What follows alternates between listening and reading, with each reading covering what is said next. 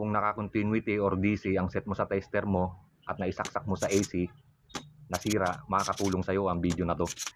Lahat naman siguro tayong mamamalat ng wire ay gumagamit ng multi-tester. Diode pala tong binaklas ko. May maliit lang akong tip kung paano natin siya i-testing dahil wala nga tayong tester. Ito po yung negative, kulay puti. Sa kaliwa, positive. At yung positive po ng ating diode ay i-connect natin sa positive 12 volts ng ating supply.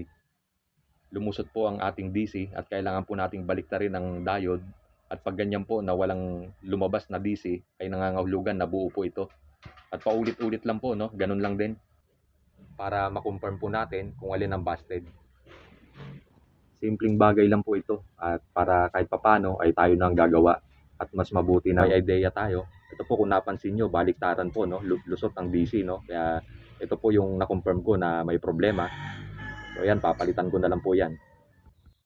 Sa pagkakamali po ng settings, itong diode na to at yung diode dito sa gitna ang unang-unang tinatamaan, lalo kung makakalusot sa fuse.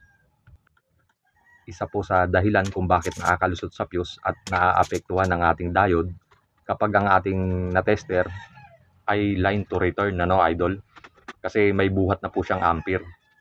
At syempre, testing din po natin ang ating ipapalit bago natin ikasa. Pero hindi po lahat, no, dahil yung iba napoproteksyonan naman ng fuse. Yung iba naman hindi rin, kahit line to line pa yan. Talagang pag nagkamali ka ng set, nangyayari talaga sa atin ang pagkakamali ng set gawa nung minsan nag-iisip tayo kung habang nagtatrabaho, iniisip natin kung ano yung ating plano, kung ano yung ating susunod na gagawin. Kaya minsan yung pag-set ay hindi na natin naibabalik. Lalo pag nag-check tayo ng continuity, bigla nating maitutusok sa AC.